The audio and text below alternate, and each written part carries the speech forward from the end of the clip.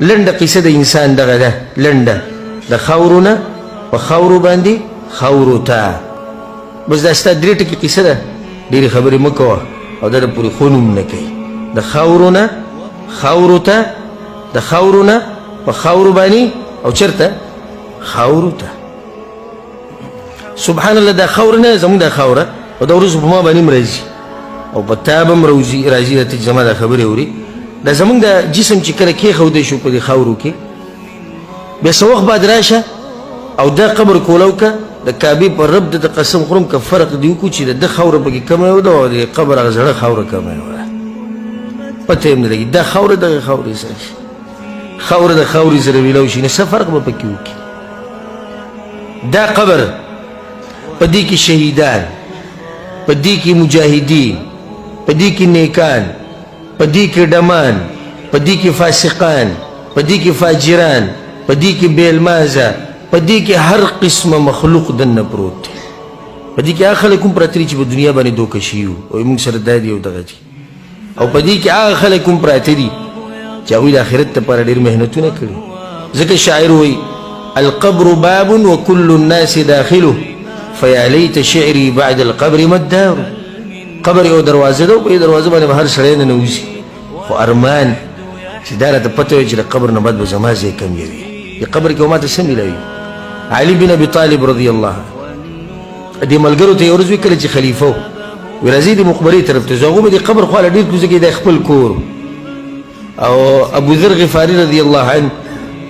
تاسو اکثر ملګري به پیژنئ مشهور صحابي او ډېر زاهد عابد انسان د هغه کور ته څه ملګري راغلي نو چې کله د هغه کور ته رالو د هغه سره کېناستو په دې بیټک کې نو د هغه په دې بیټک کې یو منګی پروت و د اوبو یو لوښی ورسره پروت او مجاهد خو نو نیزه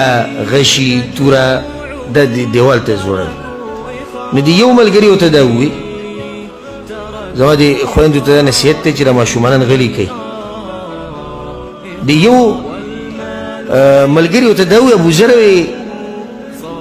دا کور چې د سړی پکې لږې خواري وکړي لږ سیټ را سیټ هغه نه خواري خو زه کوم شروع مې کړې وایي کوم ځای کې بل ځای کې مې شروع کړې هغه وایي که چې د بل ځای کور جوړوي وایي کوم ځای کې مقبرې ته لاس ونیوي هلته خواري شروع کړې هلته کور جوړوي ځان له دغه حقیقي کور دی زما ستا نو ځئ راځئ د خپل کور نه خپل کور له ځئ ګورئ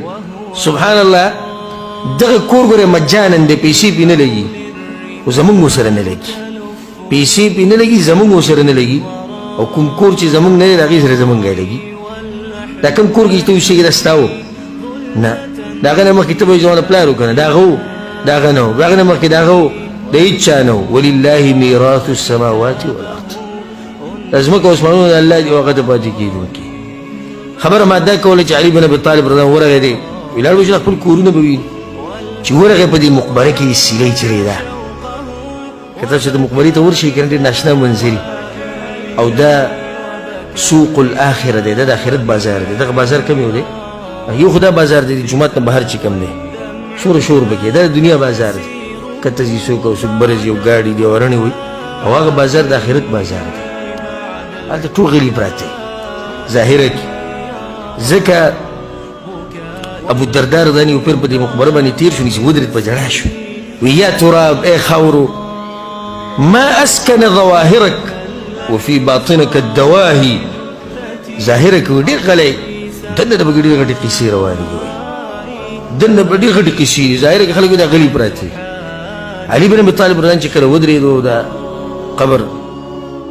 په قبرونو دی که دوی سیلۍ چرېده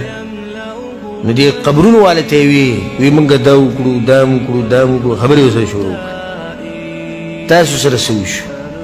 تاسو څه وایې غلی و بیا ملګرو ته جواب دي چې راکوه نه اورېدی شي نه جواب راکولی شي دا اوس د یو ملګرو له یو درس ورکوي خو که دوی خبره کوله نو یو به یې ویلی وی